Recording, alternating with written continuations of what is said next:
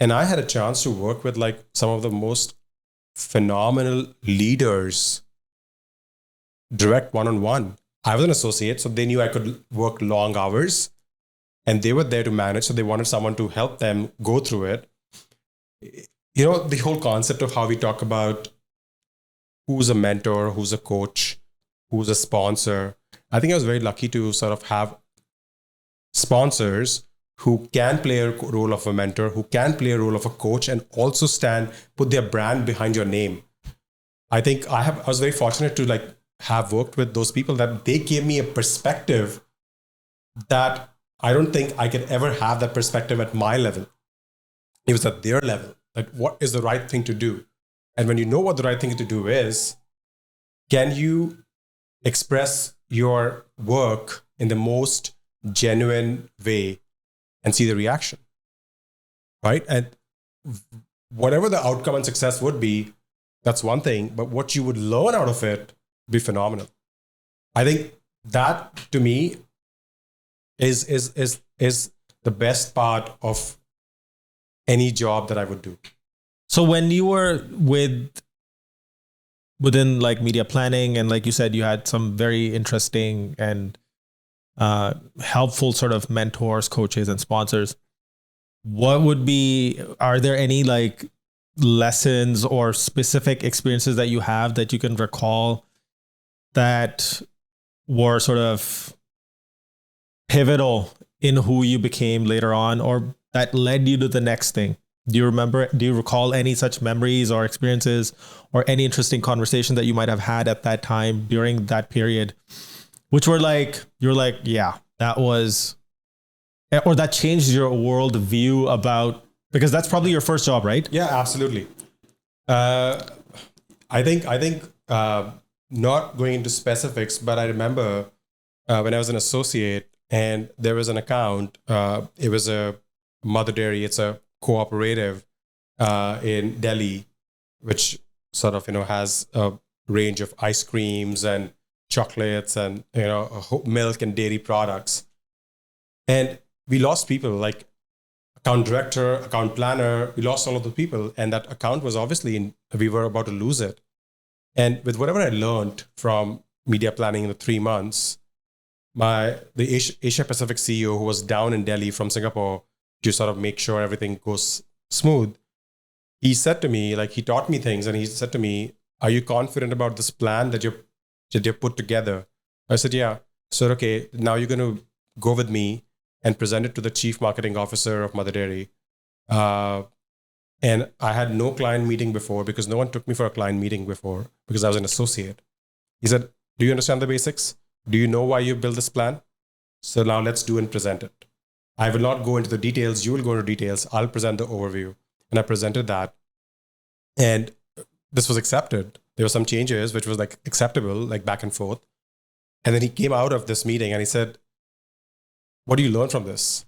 And I was like, I didn't know anything. I was just going with the flow. And he said, as long as you put that effort, as long as you understand the concepts, do a genuine job in sort of, presenting your perspective. It could be something else. Client might not like it, but you should be confident that is all it takes for you to make sure that you have made sure there are no errors. You have made sure conceptually it works fine.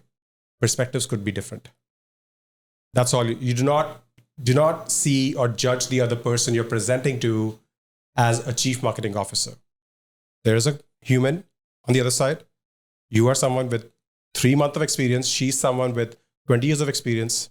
Obviously, it'll reflect, but you're doing a good job at your level. So never, ever judge people or assume that someone's at the super senior level that you should be intimidated. You know your job. You're in a position. You've been given a position. So you use that position to make your recommendation. I think that to me changed my perspective about being confident or not. What were the feelings that were initially going through your brain when he asked you to present to the client? I think I told my father that I might have to look for another job, and this might be the end of media planning, because if the Asia Pacific CEO is with me, and if I screw up, Yeah. I don't think I can get a recommendation in this entire industry. So that was what my feeling was. But at the same time, it was 3 months. I was like, okay, I'd already thought what could be the next thing in my career that I would try. But it went on for another 2 years, so it was fine. That's an amazing story because, it typically, because we're both from sort of the Indian culture and we've both sort of experienced working in India, and you don't find a lot of leadership that encourages younger talent in the sense, the story that you described, where he put all his faith in you and he's like, are you confident you can do it? Okay, let's do it.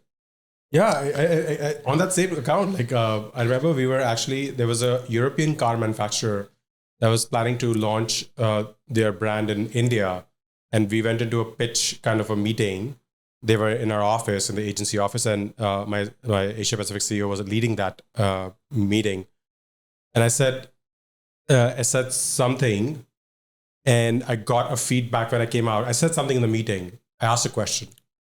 And the account director or somebody said to me that you need to watch your audience. Like, you can't just ask a question. And the CEO, the Asia Pacific CEO, actually corrected him and said, I don't accept that. If you have been invited to a meeting, which means that your opinion counts. If it didn't, you wouldn't be there. Period. That's amazing. I think I've been blessed with like people who've like given you that kind of guidance. More than that, right? Like, by telling you to be able to present, that you can present to a senior person on the client side, you are kind of putting your brand behind the person, right? And that gives you so much air, the confidence that, okay, Yeah, I think that also is about the culture and how the employees and team is made to feel safe in terms of they can fuck up, they can make a mistake, and it's okay. And leadership is going to stand behind you. So I think that allows you to try more things, to make decisions, because when decisions are being made, mistakes are also being made. Yeah. But to allow that and to sort of bring that into the culture, I think that's super critical. I think a lot of companies, they struggle with, because there's so much fear, because if you can't make a mistake, you're going to fear making a mistake. And because of that, you're not going to make enough decisions. And then, that's like a self-fulfilling cycle where, products don't ship faster, decisions don't get made. Very early on in your career, like in your first job, you got exposed to this kind of leadership, which encouraged you, which made you feel safe and allowed you to make mistakes. Yeah. And I think that is also the reason why I never regretted not having gone into an engineering job, because this is what I wanted to experience. Like, business is all about people, right? People you work with, people you sell to, people you buy from. If you understand that, and if the fit is right, and now at different levels of my career, I understand what fit means. If the fit is right, you will never be miserable in your job, I think. And if you're miserable, you should never be in that job.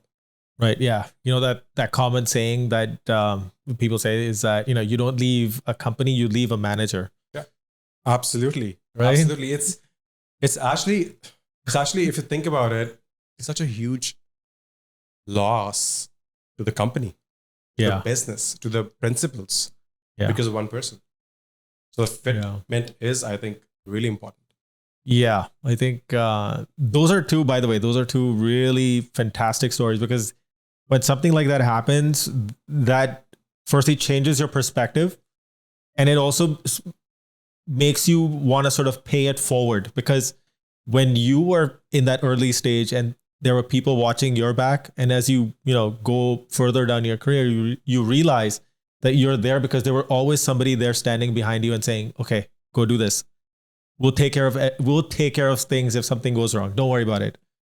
I think that plays like such an instrumental role, especially if somebody like you get to work with somebody like that early in your career. And maintaining your integrity in that process of owning up that, I actually screwed up. I did that. This is what my rationale was. This is what I did. I made a mistake. I screwed up. And here's my learning. If you can contribute to that culture, that is, I think, I think while it might sound like so simple and straightforward, I think people sometimes for right reasons, wrong reasons, forget it. But those are my best experiences, right? Like I had experiences that were not pleasant.